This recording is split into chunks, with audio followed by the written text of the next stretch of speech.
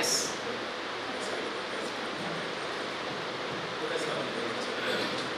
ಸಂಯುಕ್ತ ನಾಗರಿಕ ವೇದಿಕೆ ಉಳ್ಳಾಲ ತಾಲೂಕು ದಕ್ಷಿಣ ಕನ್ನಡ. ಎಲ್ಲ ಪತ್ರಿಕಾ ಮಾಧ್ಯಮ, ದೃಶ್ಯ ಮಾಧ್ಯಮ ಸಹೋದರಿಗೆ ನಮ್ಮ ನಮಸ್ಕಾರಗಳು. ಅವು ಎಲ್ಲ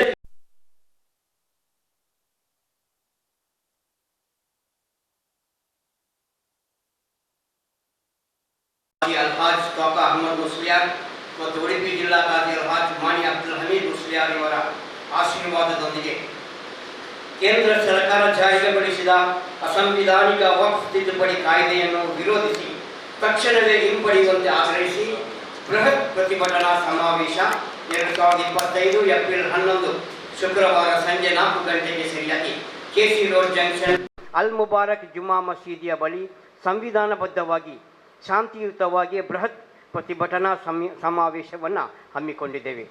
ಈ ಪ್ರತಿಭಟನಾ ಸಮಾವೇಶದಲ್ಲಿ ಸಹಸ್ರ ಸಂಖ್ಯೆಯಲ್ಲಿ ಜನರು ಭಾಗವಹಿಸಿ ಕಾರ್ಯಕ್ರಮವನ್ನು ಯಶಸ್ವಿಗೊಳಿಸಬೇಕಾಗಿ ಸಂಯುಕ್ತ ನಾಗರಿಕ ವೇದಿಕೆ ಪರವಾಗಿ ನಾವು ವಿನಂತಿ ಮಾಡಿಕೊಳ್ತಾ ಇದ್ದೇವೆ.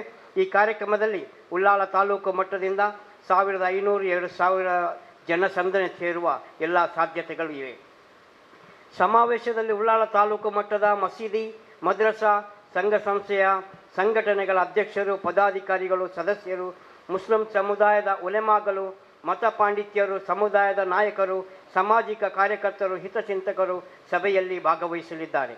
ಮುಸ್ಲಿಂ ಸಮುದಾಯ ಈ ಅಸಂವಿಧಾನಿಕ ಕಾಯ್ದೆಯನ್ನು ಸಂಪೂರ್ಣವಾಗಿ ವಿರೋಧಿಸ್ತಾ ಇದೆ ಎಂಬ ಸಂದೇಶವನ್ನು ಕೇಂದ್ರ ಸರ್ಕಾರಕ್ಕೆ ಮುಟ್ಟಿಸಲಿದ್ದೇವೆ. ಸಮಾವೇಶದಲ್ಲಿ ಕೆಸಿ ರೋಡ್ ಮಸೀದಿ ಸಂಯುಕ್ತ ಉಪಕಾಜಿ ಅಲ್ಹಾಜ್ ಕೆಪಿ ಹುಸೇನ್ ಸಹದಿ ಮತ್ತು ಸೈಯದ್ ಅಮೀರ್ ತಂಗಲ್ ಕಿನ್ಯಾ ಇವರು ನೇತೃತ್ವವನ್ನು ವಹಿಸಲಿದ್ದಾರೆ. ಕೆಸಿ ರೋಡ್ ಜುಮಾ ಮಸೀದಿ ಖತೀಬರಾದ ಮೌಲಾನಾ ಮುನೀರ್ ಸಕಾಫಿ ಇವರು ಉದ್ಘಾಟನಾ ಭಾಷಣವನ್ನು ಮಾಡಲಿದ್ದಾರೆ.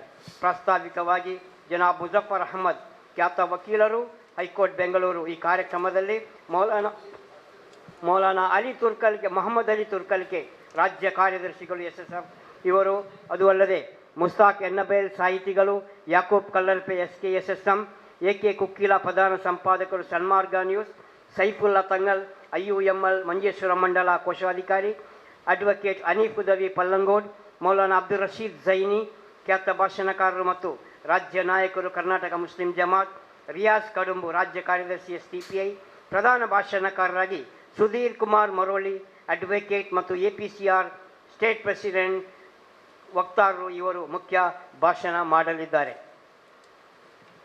ಪತ್ರಿಕಾಗೋಷ್ಠಿಯಲ್ಲಿ ಭಾಗವಹಿಸಿದ ನಮ್ಮ ಬಲಬದಿಯಿಂದ ಉಪಾಧ್ಯಕ್ಷರು ಅಬ್ಬಾಸ್ ಹಾಜಿ ಪೆರಿಬೇಲ್, ಮೈಸೆಲ್ಫ್ ಸಲಾಂ ಉಚ್ಚಿಲ್ ಪ್ರಧಾನ ಕಾರ್ಯದರ್ಶಿ, ಅಧ್ಯಕ್ಷರು ಸಂಘಟನಾ ಅಧ್ಯಕ್ಷರು ಅಬ್ದುಲ್ ಸಲಾಂ ಯು, ಅದೇ ಪ್ರಕಾರ ಇರ್ಷಾದ್ ಅಜ್ಜಿನಡ್ಕ ಸಂಚಾಲಕರು, ಹಾಗೆ ನಮ್ಮ ಸಂಸ್ಥೆಯ ಸಂಘಟನೆಯ ಸ್ಥಾಪಕ ಅಧ್ಯಕ್ಷರಾದಂಥ ಸಿದ್ದಿಕ್ ತಲಪಾಡಿಯವರು.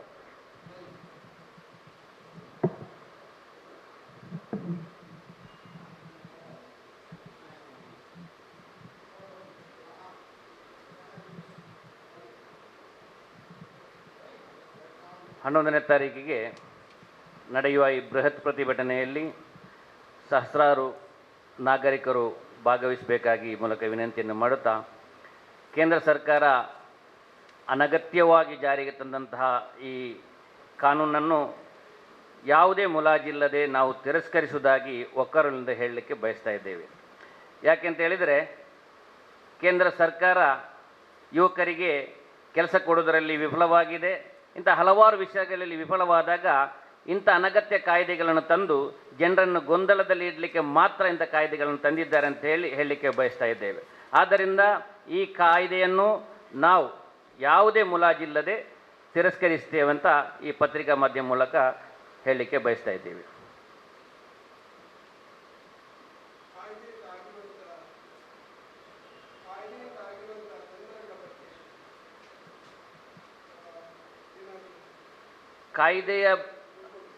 ಕಾಯ್ದೆಯ ಬಗ್ಗೆ ತೊಂದರೆ ಏನಾಗಿದೆ ಅಂತ, ಈ ಕಾಯ್ದೆ ತರುವ ಅಗತ್ಯವಾದರೆ ಏನಿತ್ತು?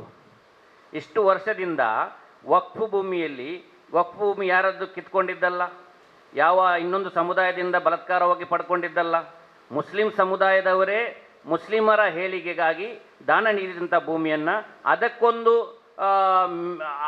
ಆ ಭೂಮಿಗೆ ಮಾತ್ರ ಒಂದು ಕಾನೂನನ್ನು ತರುವುದು, ಅದಕ್ಕೆ ಸರ್ಕಾರದ ಅನುಮತಿ ಇಲ್ಲದೆ ಯಾವುದನ್ನು ಮಾಡಕೂಡಂತ ಹೇಳುವುದು, ದಬ್ಬಾಳಿಕೆ ಮಾಡುವುದು, ಇದೆಲ್ಲ ಅನಗತ್ಯವಾದ ಕಾನೂನು ಅಂತ ಹೇಳಲಿಕ್ಕೆ ಬಯಸ್ತೇವೆ. ಈ ಕಾನೂನು ತರುವ ಅಗತ್ಯನೇ ಇರಲಿಲ್ಲ, ಮತ್ತು ಯಾವ ತೊಂದರೆ ಅಂತ ಕೇಳುವ ಅಗತ್ಯನೂ ಬರುವುದಿಲ್ಲ. ಯಾಕೆಂತ ಹೇಳಿದರೆ ಇಷ್ಟು ವರ್ಷದಿಂದ ವಕ್ಫ್ ಭೂಮಿಯನ್ನು ಇನ್ನೊಬ್ಬರೇ ನುಂಗಿದ್ದಾರೆ ಹೊರತು ವಕ್ಫ್ ಸಂಸ್ಥೆಯು ಯಾರ ಭೂಮಿಯನ್ನಾಗಲಿ, ಸರ್ಕಾರದ ಭೂಮಿಯನ್ನಾಗಲಿ, ಯಾವ ದೇವಸ್ಥಾನದ ಭೂಮಿಯನ್ನಾಗಲಿ, ಯಾವ ಚರ್ಚೆ ಭೂಮಿಯನ್ನಾಗಲಿ, ಜನಸಾಮಾನ್ಯರ ಭೂಮಿಯನ್ನು ನುಂಗಿದ್ದಿಲ್ಲ. ವಕ್ಫ್ ಭೂಮಿಯನ್ನೇ ನುಂಗಿದ್ದೇ ವಿನ ವಕ್ಫ್ ಯಾರಿಗೆ ಇವತ್ತಿನವರೆಗೆ ತೊಂದರೆ ಕೊಡಲೇ ಇಲ್ಲ. ಇದು ಯಾಕೆ ಅಂತ ಹೇಳಿದರೆ ಜನರನ್ನು ಗೊಂದಲದಲ್ಲಿಡುವ ಒಂದೇ ದೃಷ್ಟಿಯಿಂದ ಈ ಕಾನೂನನ್ನು ತಂದಿದ್ದಾರೆ ಅಷ್ಟೇ. ಯಾಕೆಂದರೆ ಎಲ್ಲ ರಂಗದಲ್ಲೂ ವಿಫಲವಾದಾಗ ಯಾವುದಾದ್ರೂ ಜನರಿಗೆ ತೋರಿಸಬೇಕಲ್ಲ, ಆ ತೋರಿಸಲಿಕ್ಕೋಸ್ಕರ ಈ ಕಾನೂನನ್ನು ತಂದು ಜನರನ್ನು, ಯಾಕೆಂದರೆ ಅಮಾಯಕ ಹಿಂದೂಗಳು ಹೌದು ಇಷ್ಟೊಂದು ಲಕ್ಷಗಟ್ಟಲೆ ಎಕರೆ ಭೂಮಿ ಇವರಿಗೆ ಹೇಗೆ ಬಂತು ಅಂತ ಅದನ್ನು ನಿಜವಾಗಿಯೂ ಅದನ್ನು ತಿಳಿಸಿಕೊಡುವ ಕಾರ್ಯಕ್ರಮ ಕೂಡ ಮುಸ್ಲಿಂ ಸಮುದಾಯದಿಂದ ಆಗಬೇಕಾಗಿದೆ. ಯಾಕೆಂತ ಹೇಳಿದರೆ ಯಾರದ್ದು ಇದು ಕಿತ್ಕೊಂಡಂಥ ಭೂಮಿಯಲ್ಲ, ಜನಸಾಮಾನ್ಯರು ಮುಸ್ಲಿಂ ಸಮುದಾಯದ ಮುಸ್ಲಿಮರು ದಾನ ಕೊಟ್ಟಂತಹ ಭೂಮಿ. ಈ ಭೂಮಿಯನ್ನು ಇನ್ನೊಬ್ಬರು ಆಕ್ರಮಿಸಿದೆ ಹೊರತು ವಕ್ಫ್ನವರು ಯಾವುದೇ ಯಾರ ಹಕ್ಕನ್ನು ಕಸಿದುಕೊಳ್ಳಲಿಲ್ಲ, ಕಸಿಯುವ ಅವಶ್ಯಕತೆಯೂ ಇಲ್ಲ. ಖಂಡಿತವಾಗಿಯೂ Muslim personal law board already announce ಕೂಡ ಮಾಡಿದೆ. ರಾಷ್ಟ್ರಾದ್ಯಂತ ಯಾವ ನಮ್ಮ ಈ ಕಾಯ್ದೆಯನ್ನು ಹಿಂಪಡೆಯುವವರೆಗೂ ನಿರಂತರವಾಗಿ, ಈಗ 11 ತಾರೀಕಿನ ನಾವು ಶುರು ಮಾಡ್ತಾ ಇದ್ದೀವಿ, ಇದು ಅಂತ್ಯ ಅಲ್ಲ. ಕಾಯ್ದೆಯನ್ನು ಹಿಂಪಡೆಯುವವರೆಗೂ ನಮ್ಮ ಹೋರಾಟ ಇದ್ದೇ ಇರುತ್ತೆ ದೇಶಾದ್ಯಂತ.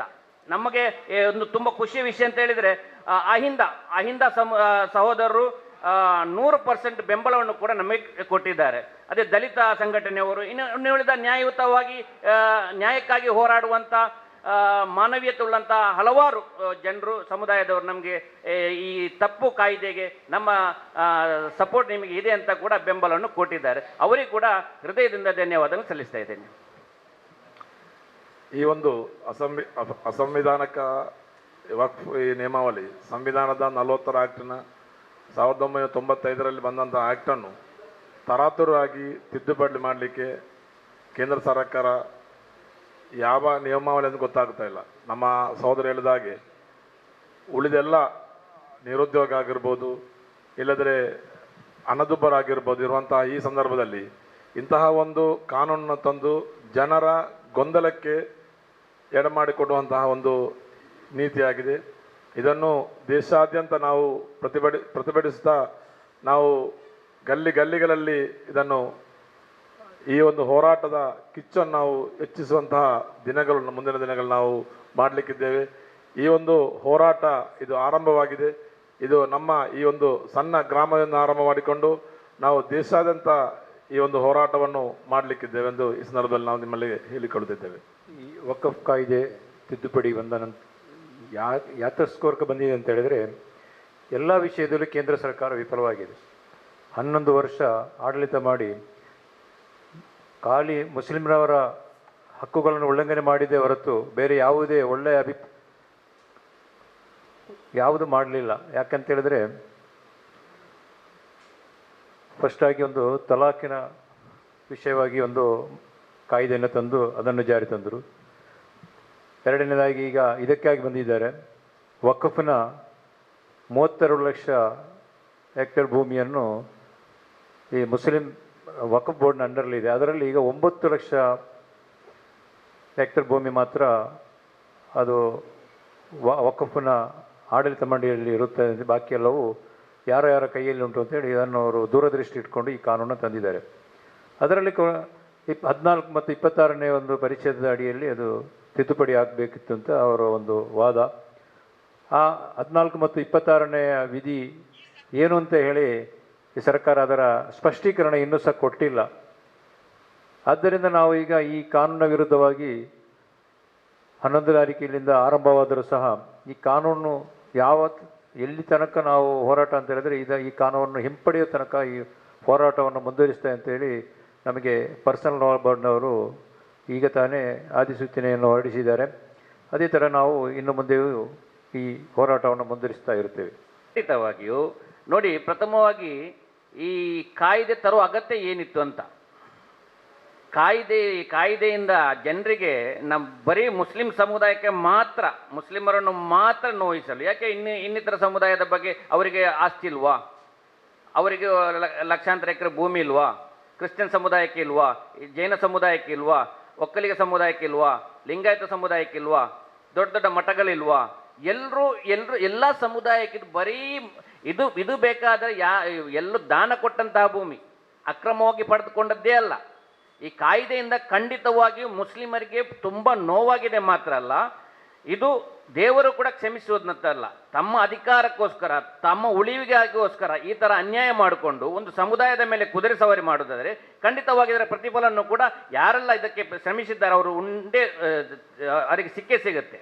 ಆದ್ದರಿಂದ ಈ ಕಾಯ್ದೆಯಿಂದ ನಮಗೆ ನಮ್ಮ ಭೂಮಿಯನ್ನು ನಾವು ಅನುಭವಿಸಲು ಇನ್ನೊಬ್ಬರ ಅನುಮತಿ ಕೇಳುವಂಥದ್ದು. ಈಗ ಕಾಯ್ದೆಯಲ್ಲಿ ಏನಾಗಿದೆ ಅಂತ ಹೇಳಿದರೆ, ನೀವು ಕೇಳಿದಿರಿ, ನಮ್ಮ ಮನೆಯಲ್ಲಿ ನಾವು ವಾಸ ಮಾಡಲು ಇನ್ನೊಬ್ಬರ ಅನುಮತಿ ಕೇಳಿದ ಹಾಗೆ ಆಯಿತು. ಈ ಕಾನೂನು ಬಂದರೆ ಏನಾಗ್ತದೆ ಅಂತ ಕೇಳ್ತಾರಲ್ಲ, ವಕ್ಫು ಭೂಮಿಯನ್ನು ಯಾವುದಾದ್ರೂ ಮಸೀದಿಗೆ, ಇನ್ನಿತರ ಸಮುದಾಯದ ಒಳಿತಿಗಾಗಿ ಉಪಯೋಗಿಸಲಿಕ್ಕೆ ಸಾಧ್ಯ ಇಲ್ಲ. ಅದಕ್ಕೆ ಬೇಕಾದ ನೂರಾರು ಇದನ್ನು ತೋರಿಸಬೇಕು, ದಾಖಲೆಗಳನ್ನ ತೋರಿಸಬೇಕು, ಅವರ ಅನುಮತಿ ಪಡಿಬೇಕು. ಇದೆಲ್ಲ ಯಾಕೆ? ನಮ್ಮ ಭೂಮಿಯನ್ನು ನಾವು ಬೇಕಾದಾಗಿ ಯೂಸ್ ಮಾಡ್ತೀವಿ, ಬೇಕಾದಾಗಿ ಉಪಯೋಗ ಮಾಡ್ತೀವಿ, ಬಡವರ ಕಲ್ಯಾಣಕ್ಕಾಗಿ ಅದನ್ನು ಯೂಸ್ ಮಾಡ್ತೀವಿ. ಅದಕ್ಕೆಲ್ಲ ಇನ್ನೊಬ್ಬರ ಅನುಮತಿ ಬೇಕಾ? ಓಕೆ, ದೇಶಾದ್ಯಂತ ಎಲ್ಲ ಸಮುದಾಯಕ್ಕೆ ಈ ಕಾನೂನು ತಂದರೆ ಅದನ್ನು ನಾವು ಒಪ್ಪಲಿಕ್ಕೆ ತಯಾರಿದ್ದೇವೆ. ಬರೀ ಮುಸ್ಲಿಂ ಅಂತಲ್ಲದೆ ಬೇರೆ ಏನು ಈ ಕೇಂದ್ರ ಸರ್ಕಾರ ಬಂದಾಗಿನಿಂದ ನಾವು ನೋಡ್ತಾ ಇದ್ದೀವಿ, ಬರೇ ಮುಸ್ಲಿಮರ ಬಗ್ಗೆ ಕಾಳಜಿ ಅಲ್ಲದೆ ಮುಸ್ಲಿಮರನ್ನು, ಯಾಕೆಂದರೆ ಮುಸ್ಲಿಮರನ್ನು ಹೈಲೈಟ್ ಮಾಡ್ತಾ ಇದ್ರೆ ಮಾತ್ರ ಅವರಿಗೆ ಓಟು. ಇವತ್ತು ನಿರುದ್ಯೋಗಿಗಳ ಸಂಖ್ಯೆ ಎಷ್ಟಾಗಿದೆ ಅಂತ ಪತ್ರಕರ್ತರಾದ ನಿಮ್ಗೆಲ್ರಿಗೂ ಗೊತ್ತಿದೆ. ಇಲ್ಲಿ ಹೊಸ ಯಾವುದೇ ಉದ್ಯೋಗ ಸೃಷ್ಟಿ ಆಗ್ತಾ ಇಲ್ಲ, ದೊಡ್ಡ ಮ್ಯಾನುಫ್ಯಾಕ್ಚರಿಂಗ್ ಕಂಪನಿಗಳಾಗ್ತಾ ಇಲ್ಲ, ಕೆಲಸದ ಜನರಿಗೆ ಹಣಕಾಸಿನ ಕೊರತೆ ಎಲ್ಲರೂ ಅನುಭವಿಸ್ತಾ ಇದ್ದಾರೆ. ಇದನ್ನೆಲ್ಲ ಮರೆಮಾಚಲು ಒಂದೇ ದಾರಿ ಅಂತ ಹೇಳಿದರೆ ಅದು ಮುಸ್ಲಿಂ. ನಿರಂತರವಾಗಿ 10 ವರ್ಷದಿಂದ ನಾವು ಅನುಭವಿಸ್ತಾ ಬಂದಿದ್ದೀವಿ. ಆದರೆ ನಾವು ಯಾವುದಕ್ಕೂ ಹಿಂದೆ ತಿರುಗಿ ನೋಡುವವರಲ್ಲ. ಹೇಗೆ ಮುಂದೆ ಹೆಜ್ಜೆ ಇಟ್ಟಿದ್ದೀವಿ ಆ ಹೆಜ್ಜೆ ಇಟ್ಕೊಂಡೇ ಹೋಗ್ತೀವಿ. ಯಾಕೆಂದರೆ ನಾವು ಸ್ವತಂತ್ರಕ್ಕಾಗಿ ಅತ್ಯಧಿಕವಾದ ಜೀವವನ್ನು ಕೊಟ್ಟಂಥ ಸಮುದಾಯದಲ್ಲಿ ಹುಟ್ಟಿದೇ ನಮಗೆ ದೊಡ್ಡ ಗೌರವ. ಆದ್ದರಿಂದ ಈ ಕಾನೂನನ್ನು ನಾವು ಅದಕ್ಕೆ ಏನೇ ಅವರು ಶಿಕ್ಷೆ ಕೊಡೋದು ತಯಾರಿದ್ವಿ. ಯಾಕೆಂದರೆ ಸ್ವತಂತ್ರ ಭಾರತದಲ್ಲಿ ಸ್ವತಂತ್ರಕ್ಕೆ ಹೋರಾಡುವಾಗ ಹಲವಾರು ಕಾರಗಳನ್ನಿಟ್ಟು ಸ್ವತಂತ್ರ ಹೋರಾಟಗಾರರನ್ನು ಚಿತ್ರಹಿಂಸೆ ನೀಡಿ ಕೊಂದಂತಹ ಉದಾಹರಣೆಗಳನ್ನು ನಾವು ನೋಡಿದ್ದೀವಿ. ಆದ್ದರಿಂದ ಇಂಥ ಕಾಯ್ದೆ ಬರುವಾಗ ಅದು ಕಾನೂನಾಗಿ ನಮ್ಮ ಮೇಲೆ ದಬ್ಬಾಳಿಕೆ ಮಾಡುವುದಾದರೆ ನಾವು ಅದನ್ನು ಎದುರಿಸಲಿಕ್ಕೆ ಸಿದ್ಧ ಅಂತ ಹೇಳಲಿಕ್ಕೆ ಬಯಸ್ತೀವಿ.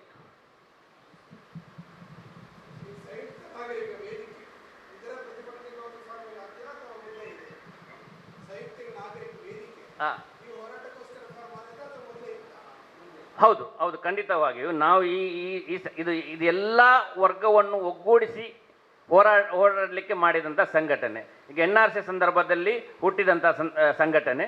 ಆವತ್ತಿನಿಂದ ಯಾವ ಅಗತ್ಯವಿದ್ದಾಗ ಮಾತ್ರ ಈ ಸಂಘಟನೆಯಲ್ಲಿ ನಾವು ಎಲ್ಲರೂ, ಅದಕ್ಕೆ ಜಾತಿ ಧರ್ಮ ಇಲ್ಲ, ಸಂಘಟನೆ ವ್ಯಾಪ್ತಿ ಇಲ್ಲ, ಆ ವರ್ಗ ಈ ವರ್ಗ ಅಂತ ಇಲ್ಲ, ಪಕ್ಷ ಇದಿಲ್ಲ, ಯಾವುದೂ ಇಲ್ಲ. ಎಲ್ಲರೂ ಟೋಟಲ್ ಆಗಿ ಯಾರಿಗೆ ದೌರ್ಜನ್ಯ ಆಗಿದೆ ಅವರನ್ನು ಒಗ್ಗೂಡಿಸಿಕೊಂಡು ಹೋರಾಟ ಮಾಡೋ ಸಂಘಟನೆ ಆಗಿರುತ್ತೆ ಸಂಯುಕ್ತ ನಾಗರಿಕ ವೇದಿಕೆ.